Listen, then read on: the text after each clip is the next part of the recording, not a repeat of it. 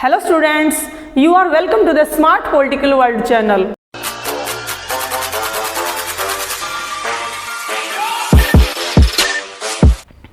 Hello everyone, मेरा नाम तुष्मा तंवर है और मैं गवर्नमेंट सीनियर सेकेंडरी स्कूल आकोदा, जिला महेंद्रगढ़ और हरियाणा के स्कूल में इस समय लेक्चरर पॉलिटिकल साइंस के पद पर कार्यरत हूँ। मैंने शून्य निवेश आधारित अपना नवाचार स्टूडेंट्स के लिए आरंभ किया है, जिस पर मैं अपने कार्यक्रम को प्रस्तुत करने जा रही हूँ। इस नवाचार में मैंने एक सिंपल बोर्ड का प्रयोग किया है तथा साथ ही ब्लैक स्केच पेन का प्रयोग किया है। मेरा यह नवाचार स्टूडेंट्स के लिए बहुत अधिक लाभदायक तथा प्रभावशाली सिद्ध हो रहा है, ऐसा मुझे स्टूडेंट्स के द्वारा भेजे गए कमेंट्स और मेरी वीडियो पर लाइक से पता चल रहा है। तो देखिए, इसमें मैंने शून्य निवेश नवाचार जो आरंभ किया है, इसके माध्यम से मैंने बच्चों को उनके सिलेबस पर उनके सब्जेक्ट संबंधी वीडियोस बना करके डाले हैं और इसके लिए मैं विशेष रूप से आभारी हूँ श्री अरबिंदो सोसाइटी तथा HDFC बैंक की, जिन्होंने हमें अपना कार्यक्रम प्रस्तुत करने के लिए एक डिजिटल मंच प्रदान किया है। जी ने भी हमें अपने कार्यक्रम के प्रस्तुतिकरण के लिए एक सुअवसर प्रदान किया है। यदि आपको मेरा कार्यक्रम पसंद आता है तो कृपया अच्छी रेटिंग दें। तो आइए अब शुरू करते हैं आज का अपना टॉपिक। तो हमारा टॉपिक है शीत युद्ध का दौर, अर्थात the era of cold war. इस टॉपिक पर आगे बढ़ने से पहले हमें शीत युद्ध के दौर के बारे में, इसकी भूमिका के बारे में भी स्पष्ट करना बहुत ज़रूरी है। सबसे पहले हमें जान लेना चाहिए कि शीत युद्ध का आरंभ होने से पहले विश्व स्तर पर क्या दृश्य चल रहा था। तो डियर स्टूडेंट्स, 19वीं सदी में 1815 से लेकर 1914 तक हमें पता होना चाहिए कि पूरे विश्व में जो यूरोपियन कंट्रीज़ है उनका दबदबा था। उन्होंने सभी देशों पर, विशेषकर एशिया, अफ्रीका और लैटिन अमेरिका के जितने भी देश थे उनके ऊपर अपना साम्राज्य कायम किया हुआ था, उन्हें अपना उपनिवेश बनाया हुआ था। और इन देशों में जिन्होंने अपना वर्चस्व स्थापित किया था, मुख्य रूप से हम नाम ले सकते हैं यूनाइटेड किंगडम का और फ्रांस, स्पेन, ऑस्ट्रिया, टर्की तथा स्पेन का। ये ऐसे कंट्रीज थे जिन्होंने दूसरे देशों पर अपना प्रभुत्व कायम किया हुआ था। लेकिन डियर स्टूडेंट्स, आपको पता है कि समय का पहिया घूमता रहता है और समय सभी का बदलता रहता है। Change is the rule of nature, बदलाव प्रकृति का नियम है। अतः विश्व स्तर पर भी बदलाव आते रहते हैं, परिवर्तन आते रहते हैं। ऐसा ही हुआ इन देशों के साथ। जब आरंभ हुआ 1914 में प्रथम विश्व युद्ध, फर्स्ट वर्ल्ड वार, 1914 में फर्स्ट वर्ल्ड वार आरंभ हुआ जो 1918 तक चला। डियर स्टूडेंट्स, इस विश्व युद्ध में दुनिया लगभग दो गुटों में बट गई थी। इसमें जो प्रथम गुट था, प्रथम खेमा था, उसमें जो शामिल कंट्रीज थे उसमें विशेषकर यूके और फ्रांस शामिल थे और इनको संयुक्त रूप से मिला करके इनके एक गुट को अलाइड पावर्स अर्थात मित्र राष्ट्र का नाम दिया गया। जबकि जो दूसरा गुट था, उस दूसरे गुट में कौन कौन से कंट्री शामिल थे? उसमें विशेषकर जर्मनी तथा टर्की शामिल थे और इन देशों को मिलाकर के एक्सिस पावर्स का नाम दिया गया, अर्थात धुरी राष्ट्र का नाम दिया गया।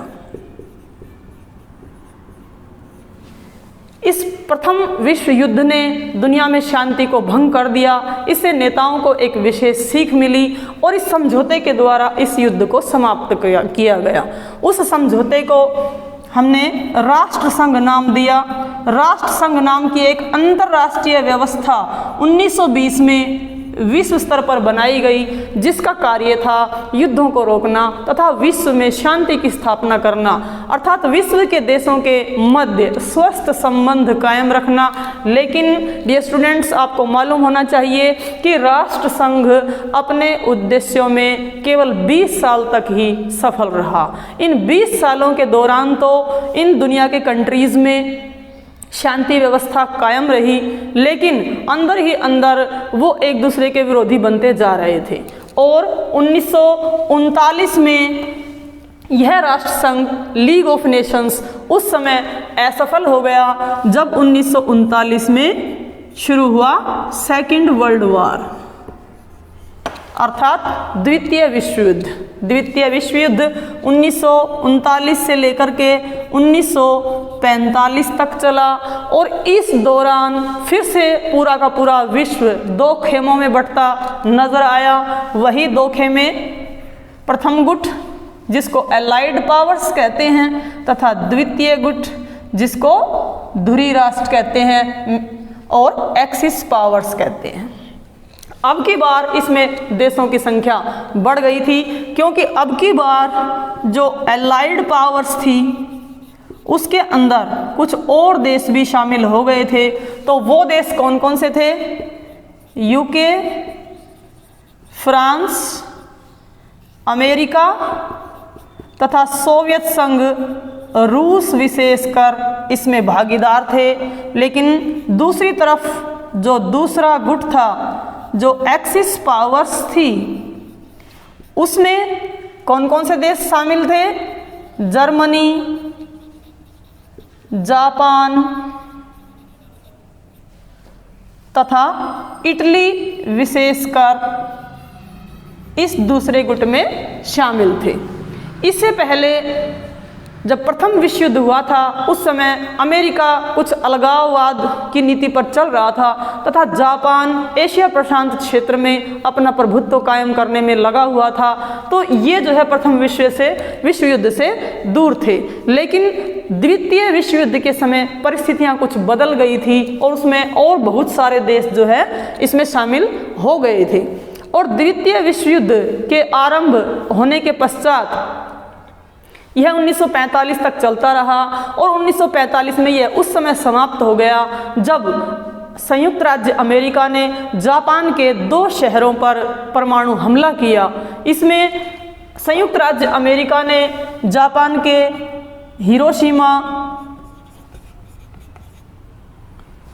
नामक शहर पर 6 अगस्त 1945 को आक्रमण किया, परमाणु हमला किया तथा नागासाकी पर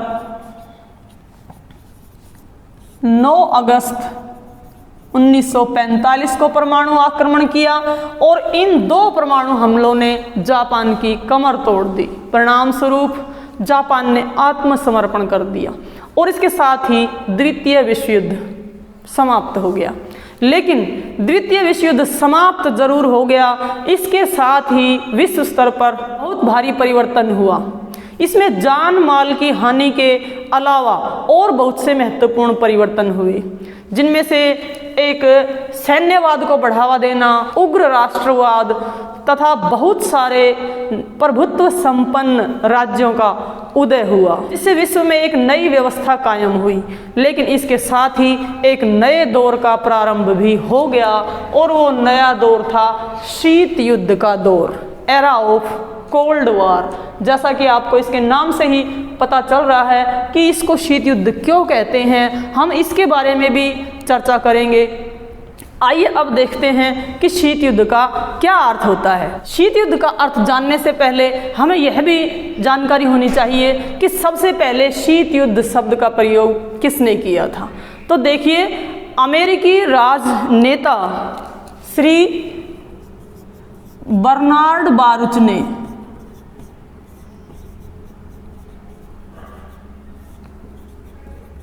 1947 में जो दक्षिण कैरोलिना है वहाँ की व्यवस्थापिका में बोलते हुए शीत युद्ध शब्द का प्रयोग किया था।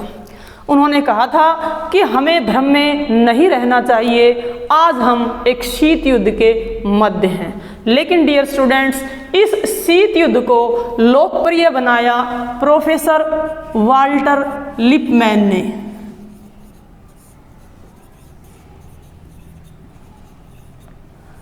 जब उन्होंने 1947 में ही एक पुस्तक लिखी और उस पुस्तक का नाम था कोल्ड वॉर।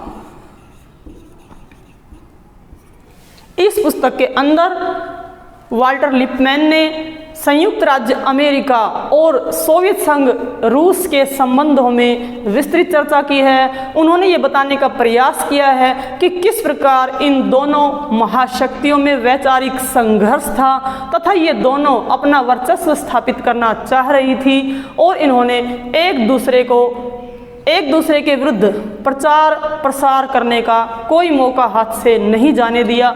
यह पुस्तक सामने आने के बाद ही इस शीत युद्ध को एक लोकप्रियता हासिल हुई, शीत युद्ध को लोकप्रियता मिली।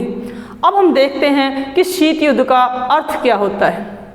तो डियर स्टूडेंट्स, शीत युद्ध शब्द का प्रयोग विशेषकर संयुक्त राज्य अमेरिका और सोवियत संघ रूस के संबंधों को सामूहिक रूप से व्यक्त करने के लिए किया जाता है, जो कि द्वितीय विश्व युद्ध के बाद इन देशों के बीच में कायम हुए। हमें यह समझना होगा कि जो शीत युद्ध है अर्थात ठंडा युद्ध, इसका हम विपरीत शब्द देखें तो गर्म युद्ध। जो गर्म युद्ध होता है यह युद्ध के मैदान में लड़ा जाता है तथा इसमें हथियारों का, अस्त्र शस्त्रों का प्रयोग किया जाता है। लेकिन शीत युद्ध हम इसको इसलिए कह देते हैं क्योंकि यह ऐसा युद्ध नहीं था जो कि युद्ध क्षेत्र में लड़ाया गया था, बल्कि इसमें युद्ध का स्थान न होकर के जो नेताओं के मस्तिष्क थे, दिमाग थे, उन मस्तिष्कों में यह युद्ध लड़ा गया था। इसलिए हम इसको एक मनोवैज्ञानिक युद्ध भी कह देते हैं। मनोवैज्ञानिक युद्ध या फिर स्नायु युद्ध कह देते हैं। ये एक ऐसा युद्ध था जिसमें न तो कोई घायल हुआ और न ही कोई मरा, लेकिन इन दोनों देशों के बीच में हमेशा तनाव, शंका, अविश्वास और वैमनस्य का वातावरण बना रहा, जो युद्ध से भी कहीं अधिक खतरनाक था। इन देशों ने एक दूसरे के विरुद्ध, कौन कौन से देश? संयुक्त राज्य अमेरिका तथा सोवियत संघ रूस, इन दोनों देशों ने एक दूसरे के विरुद्ध प्रचार प्रसार करने का कोई मौका नहीं गंवाया। यह युद्ध हथियारों से नहीं लड़ा गया बल्कि प्रचार के साधनों से लड़ा गया, जिनमें विशेष रूप से कागज़ के गोले, पत्र पत्रिकाएं, रेडियो, टेलीविज़न तथा प्रचार प्रसार के साधन शामिल थे। इन साधनों के द्वारा इन देशों ने एक दूसरे के विरुद्ध प्रचार किया, इनकी कूटनीतिक जासूसी की, एक दूसरे के विरुद्ध कूटनीति का प्रयोग किया तथा एक दूसरे को नीचा दिखाने का हर संभव प्रयास किया। इसके अलावा यह युद्ध एक वाक युद्ध भी कहलाता है। इसे हम वाक युद्ध क्यों कहते हैं? क्योंकि इसमें जो नेता थे उन्होंने एक दूसरे को नीचा दिखाने का हर संभव प्रयास किया तथा सुरक्षा परिषद जैसे स्थान पर भी उन्होंने एक दूसरे के विरुद्ध वोट का प्रयोग किया तथा वास्तव में ये दोनों नहीं चाहते थे कि युद्ध भड़के, क्योंकि 1945 में प्रयोग किए गए परमाणु बमों के परिणामों को ये दोनों देश देख चुके थे और अब तक परमाणु हथियारों का निर्माण और अधिक हो चुका था और दुनिया के अन्य देशों ने भी परमाणु हथियार बना लिए थे। अतः दोनों ही देश नहीं चाहते थे कि किसी प्रकार से तृतीय विश्व युद्ध आरंभ हो। इस प्रकार से हम कह सकते हैं यह न तो एक सशस्त्र युद्ध की स्थिति थी और न ही शांति की स्थिति थी, बल्कि यह एक बेचैन शांति की स्थिति थी। कैसी थी? बेचैन शांति की स्थिति थी। इसमें नेताओं के मन में हमेशा आशंका और भय का सा वातावरण बना रहता था। इसे हमारे भूतपूर्व प्रधानमंत्री श्री पंडित जवाहरलाल नेहरू ने एक निलंबित मृत्यु का वातावरण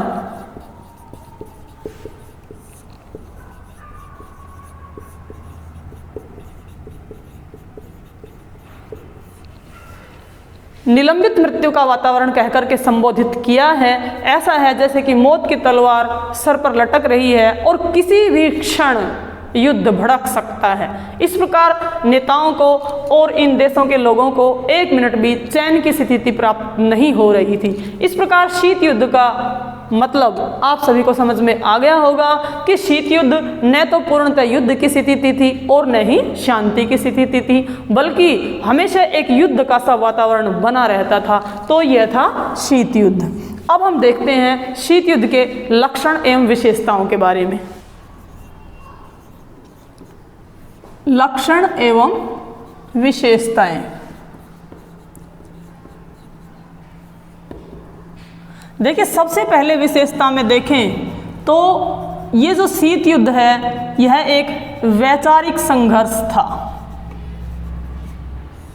हमें पता होना चाहिए कि सोवियत संघ रूस में साम्यवादी विचारधारा को अपनाया गया था, जबकि संयुक्त राज्य अमेरिका में पूंजीवादी विचारधारा को अपनाया हुआ था और दोनों ही देशों में अपनी अपनी विचारधारा को महत्व प्रदान करने के लिए और उसकी सर्वोच्चता स्थापित करने के लिए एक वैचारिक संघर्ष पैदा हो गया था।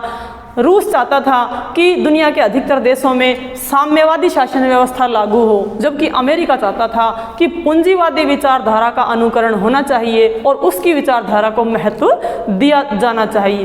तो वास्तव में देखें तो एक वैचारिक संघर्ष था। यह एक विचारधाराओं की लड़ाई थी, न कि दो देशों की लड़ाई या नेताओं की लड़ाई थी। दूसरे, अगर हम इसकी विशेषता देखें तो यह एक मनोवैज्ञानिक युद्ध था, एक स्नायु युद्ध था, क्योंकि इस युद्ध में युद्ध क्षेत्र नेताओं का मस्तिष्क था, क्योंकि वे अपने मन में, अपने मस्तिष्क में एक दूसरे के प्रति विरोधी विचार एवं भावनाएं रखते थे, एक दूसरे को नीचा दिखाने की कोशिश करते थे। अतः यह उनके मनों में लड़ा जाने वाला एक युद्ध था, इसलिए हम इसे एक मनोवैज्ञानिक युद्ध या फिर स्नायु युद्ध कह देते हैं। और तीसरी इसकी विशेषता अगर हम कहें तो यह गर्म युद्ध से भी कहीं अधिक खतरनाक था, क्योंकि गर्म युद्ध एक निश्चित समय पर छिड़ता है, क्योंकि गर्म युद्ध एक निश्चित समय पर आरंभ होता है और जल्द ही वो समाप्त हो जाता है।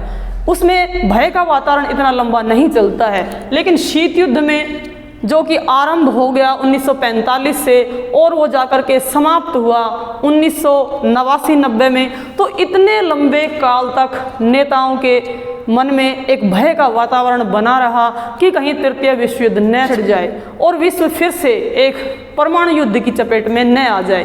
क्योंकि अब की बार अगर तृतीय विश्व युद्ध हुआ तो उसमें इतना भारी भरकम नुकसान होगा कि शायद मनुष्य तो नहीं कह सकते, बल्कि वृक्षों पर पत्ते भी नहीं बचेंगे। अतः नेता नहीं चाहते थे कि इस प्रकार का युद्ध छिड़े। तो यह जो शीत युद्ध था, कह सकते हैं कि एक गर्म युद्ध से भी कहीं अधिक खतरनाक था। इसकी चौथी विशेषता में हम बता सकते हैं कि युद्ध को टालने का प्रयास हमेशा किया जाता रहा है। नेता किसी भी तरह से इस युद्ध को सफलता में बदलते देखना नहीं चाहते थे, क्योंकि वे अंजाम से पूरी तरह से वाकिफ थे। अतः दोनों देशों के नेता हर समय इसको टालने का प्रयास करते रहते थे।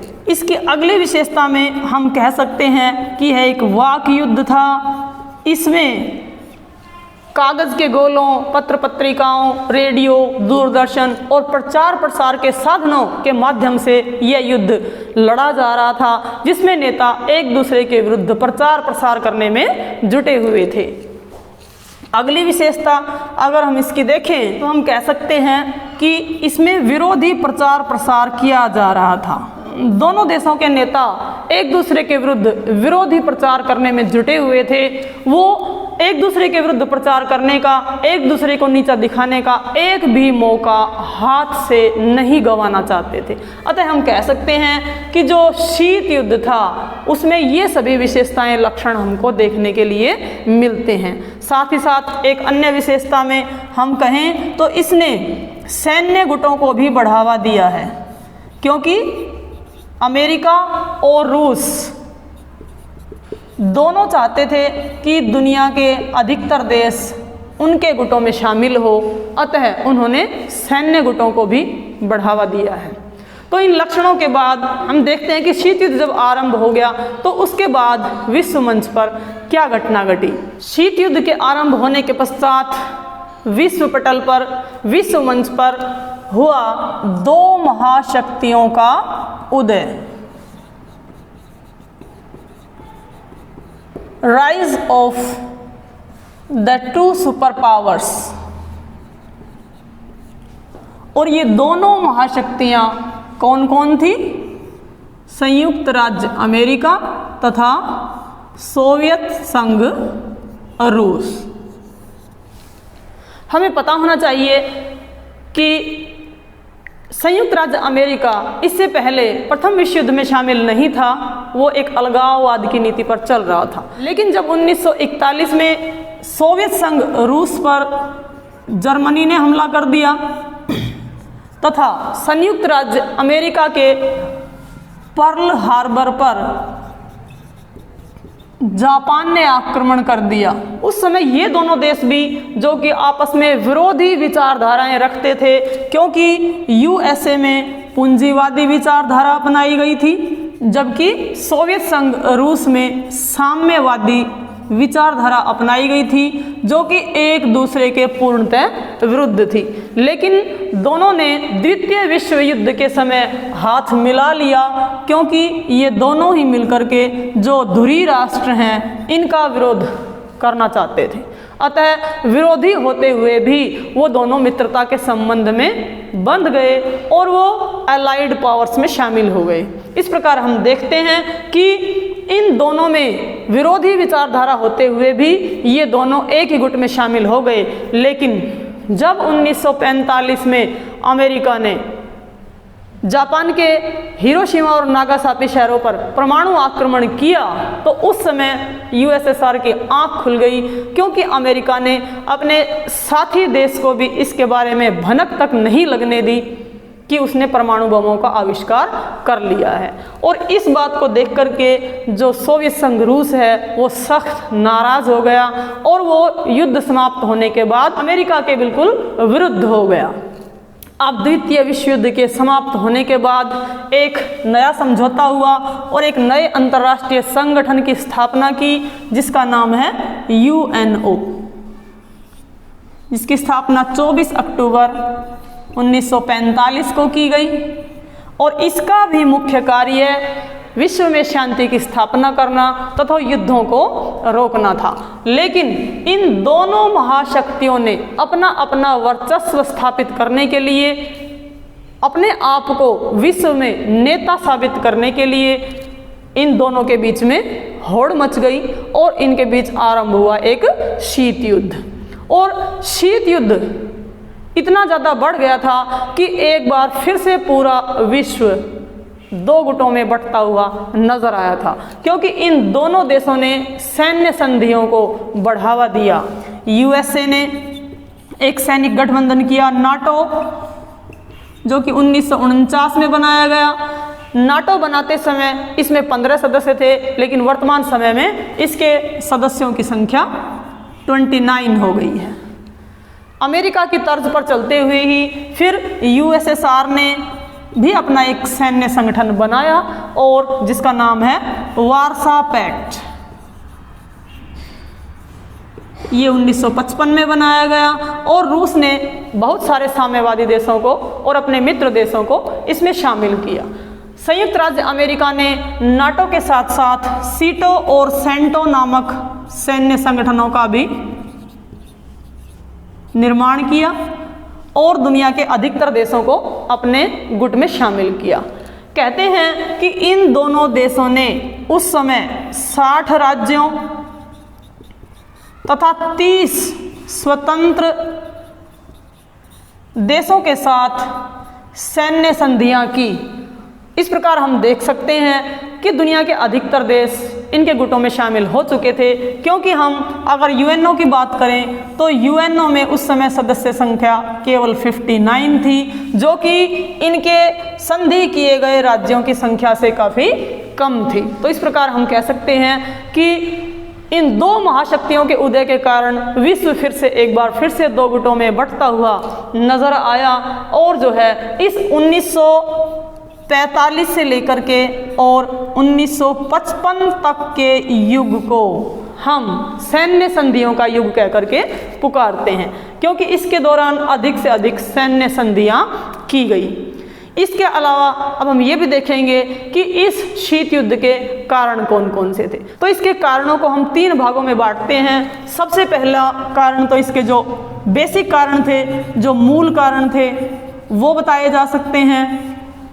फिर जो है इन दोनों देशों ने जो एक दूसरे के खिलाफ आरोप प्रत्यारोप लगाए, यानी कि पश्चिमी गुट अर्थात संयुक्त राज्य अमेरिका ने जो यूएसएसआर पर जो आरोप लगाए, जो कारण बताए, वो भी इसके कारण हैं, तथा दूसरी तरफ साम्यवादी गुट यानी कि सोवियत संघ रूस ने अमेरिका पर जो आरोप लगाए, उसकी आलोचना में जो कारण बताए, वो भी इनके कारण हैं। तो इस प्रकार इनके कारणों को हम विस्तृत रूप से पढ़ाने के लिए इसके लिए बहुत सारा समय चाहिए।